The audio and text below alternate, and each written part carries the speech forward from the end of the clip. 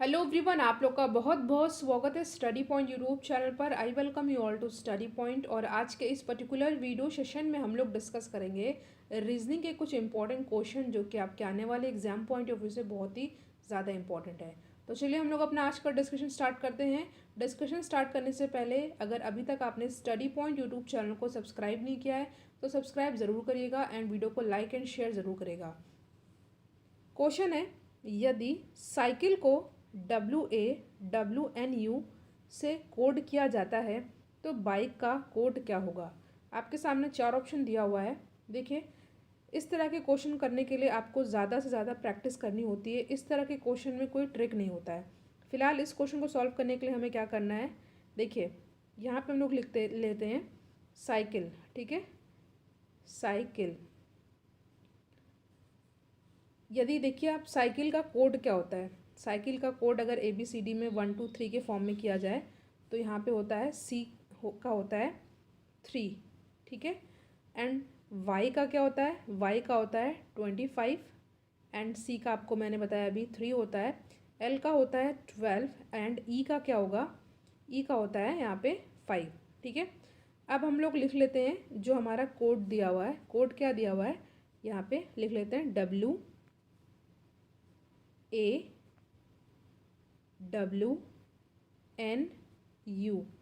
ठीक है, तो यहाँ पे हम लोग देखते हैं W का कोड क्या होता है अगर हम लोग रिवर्स ऑर्डर में चलें तो। ठीक है, रिवर्स ऑर्डर में चलें तो W का हमें क्या होता है कोड, तो W का कोड होता है 4 एंड A का कोड होता है 26। फिर W का 4 होता है, N का क्या होता है, N का होता है 13 एंड U का क्या होता है, U का होता है 6। देखिए रिवर्स ऑर्डर में चलो, जैसे कि A का 1 होगा तो इसमें रिवर्स ऑर्डर में चलेंगे तो Z का 1 हो जाएगा। ठीक है, और रिवर्स ऑर्डर में A का क्या होता है 26 होता है। ठीक है, तो अभी हम लोग देख रहे हैं तो यहाँ पे C है, C के बाद W को लिखा है, W लिखा गया है। कैसे लिखा गया है, अगर 3 में हम लोग +1 कर देते हैं तो यहाँ पे हमारा 4 हो जा रहा है। इसी तरह देखिए यहाँ पे 25 है, 25 में +1 कर दे रहे हैं तो यहाँ पे देखिए 26 हो जा रहा है।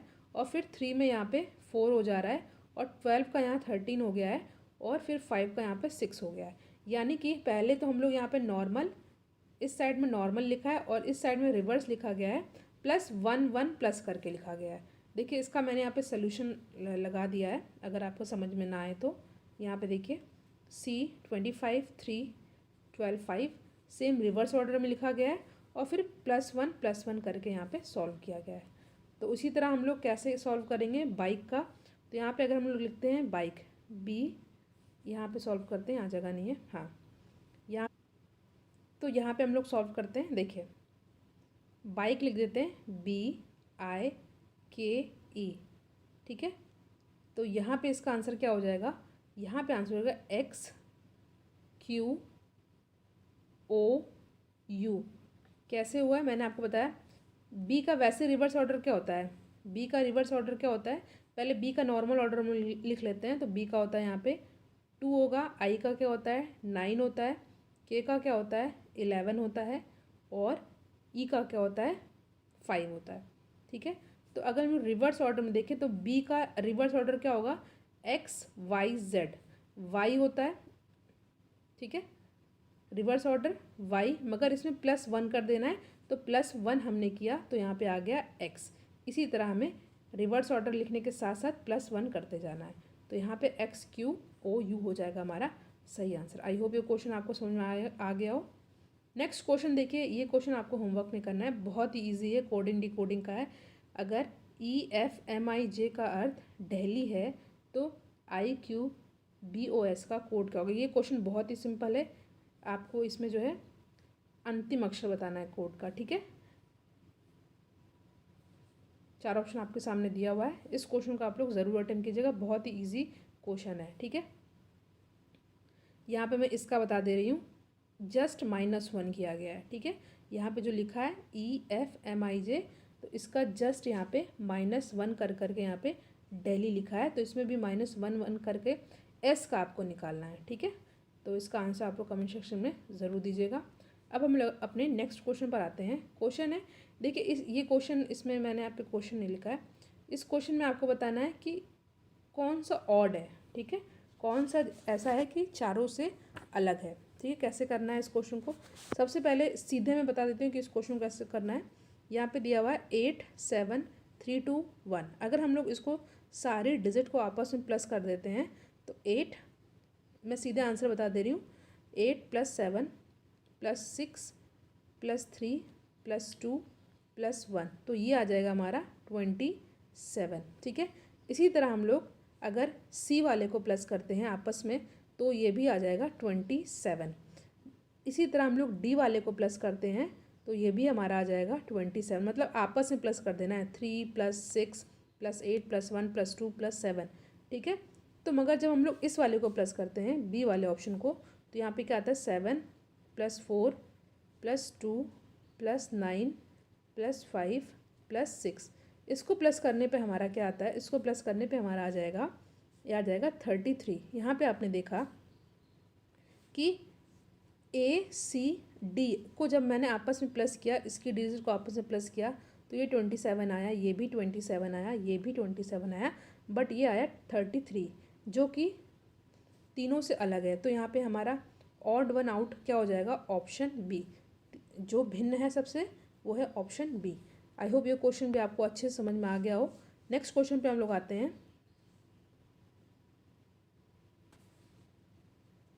क्वेश्चन है, यहाँ पे दिया हुआ है, सीरीज़ दी हुई है, आपको यहाँ पे जो मिसिंग नंबर है ये बताना है।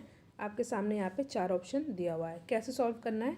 देखिए इस क्वेश्चन को सॉल्व करने के लिए हम लोग देखते हैं कि 46 और 41 में ऐसा क्या है जो हमारा पैटर्न नेक्स्ट में भी फॉलो करेगा, और उसी अकॉर्डिंग हम लोग अपना आंसर निकाल लेंगे। तो हम लोग देखते हैं 46 और 41। तो जब हमने देखा तो यहाँ पे -5 की कमी आ रही है। ठीक है, यानी कि -5 किया मैंने 46 से तो 41 आ गया।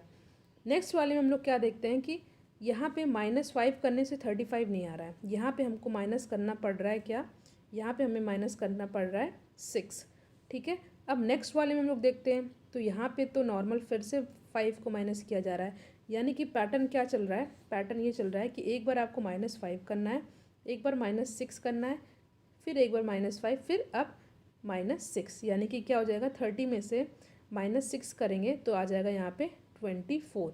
ठीक है, 24 हमें चेक करना है क्या आगे ये फॉलो हो रहा है या नहीं, यानी कि अब हमने -6 कर दिया, अब हमें -5 करना है, यानी कि 24 में से -5 करने पर 19 आ रहा है या नहीं आ रहा है। जी हाँ, 19 आ रहा है। अब आगे भी चेक कर लेना है कि 19 में से -6 करने पर 13 आ रहा है। जी हाँ आ रहा है, यानी कि हमारा आंसर हो जाएगा 24। क्या करना है, एक बार -5 करना है, एक बार -6 करना है, फिर -5, फिर -6, फिर -5, देन -6। तो इस तरह करते करते हमारा यहाँ पे आंसर आ गया 24, जो कि हमारा ऑप्शन बी में साफ साफ दिख रहा है। क्वेश्चन आपको हेल्पफुल लगे और आपको समझ में आए तो वीडियो को लाइक ज़रूर करिएगा और इसको अपने फ्रेंड सर्कल में ज़्यादा से ज़्यादा शेयर भी करिएगा। नेक्स्ट क्वेश्चन पर और जो क्वेश्चन मैंने आपको होमवर्क के रूप में दिया उसको भी आप लोग बताइएगा उसका आंसर। कैलेंडर का एक क्वेश्चन है, इंपॉर्टेंट क्वेश्चन है, यदि 1 अक्टूबर को रविवार है तो 1 नवंबर को क्या होगा। देखिए कैलेंडर का इम्पॉर्टेंट ट्रिक का एक पूरा चैप्टर मैंने बताया है जिसका लिंक डिस्क्रिप्शन बॉक्स में है, तो आप कैलेंडर के उस चैप्टर को पढ़िएगा, उसमें बेसिक चीज़ें बताई गई हैं ट्रिक के साथ। ठीक है, तो इस क्वेश्चन को हम लोग सॉल्व करते हैं।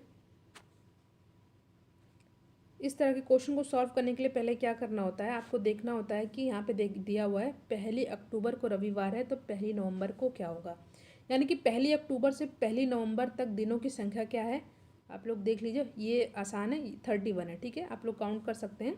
ठीक है, अब इसको दिन निकालने के बाद हम लोग 7 से डिवाइड करना होता है। ठीक है, ये मेथड है, 7 से हमने जब डिवाइड किया तो 7 3 ज़ा 28, रिमाइंडर आ रहा है हमारा 3, यानी कि 3 दिन हमारा रिमाइंडर आ रहा है। अब क्या करना होता है, देखिए यदि 1 अक्टूबर को रविवार है, यानी कि रविवार आपको बेस दे रखा है, तो 1 नवंबर को क्या होगा, यानी कि जो हमारा यहाँ पे बचा हुआ है 3 दिन आया है रिमाइंडर रविवार में।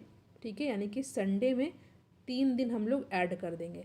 तो संडे में जब हम लोग 3 दिन ऐड करते हैं तो क्या आएगा, संडे के बाद मंडे, ठीक है, ट्यूसडे, तीसरा दिन क्या है वेडनेसडे यानी कि बुधवार, जो कि हमारा ऑप्शन यहाँ पे सी में साफ साफ दिख रहा है। क्या करना होता है, पहले तो आपको देख लेना होता है कितने दिन हो रहे हैं। 1 अक्टूबर से लेकर के 1 नवंबर दिन हमारे थे 31, फिर 7 से हमने डिवाइड किया, भाग दिया, तो रिमाइंडर आया 3, और फिर रविवार यानी कि रविवार को आर लिख दे रही हूँ, रविवार +3 क्या हो जाएगा, ये हो जाएगा आपका बुधवार। ठीक है, तो यहाँ पे ऑप्शन सी हो जाएगा हमारा सही आंसर। वेन डायग्राम का लास्ट क्वेश्चन इंपॉर्टेंट क्वेश्चन है। क्वेश्चन दिया हुआ है कंप्यूटर, मॉनिटर, कीबोर्ड। आपको बताना कि कौन सा वेन डायग्राम जो सबसे सही आपको इसमें स्टैब्लिश हो जाए रिलेशन। ठीक है, तो सबसे पहले ध्यान से देखना होता है कि इन जो 3 शब्द दिए हुए हैं इनका आपस में क्या रिलेशन है। ठीक है, क्या संबंध है। तो आपको पता है कि एक कंप्यूटर है, मान लीजिए ये एक कंप्यूटर है। ठीक है, तो कंप्यूटर के अंदर मॉनिटर एंड कीबोर्ड दोनों ही आ जाएगा, इसके पार्ट होते हैं। ठीक है, हार्डवेयर होते हैं, यानी कि मॉनिटर एंड कीबोर्ड इसके पार्ट हैं। तो यानी कि मान लीजिए ये कंप्यूटर है, ठीक है, तो एक है मॉनिटर और एक है कीबोर्ड। तो यहाँ पे ऑप्शन सी वाला हमें साफ साफ दिख रहा है, तो यहाँ पे ऑप्शन सी हो जाएगा हमारा सही आंसर। तो यहाँ पे हमने कुछ 5 क्वेश्चन को डिस्कस किया है, जिसमें से आपको एक क्वेश्चन जिसका आंसर आपको कमेंट सेक्शन में देना है। लिंक में डिस्क्रिप्शन बॉक्स में इंपॉर्टेंट लिंक दिए हुए हैं रीजनिंग क्वेश्चन के, तो उन वीडियोज़ को ज़रूर देखिएगा और वीडियो को शेयर भी करिएगा। Thank you.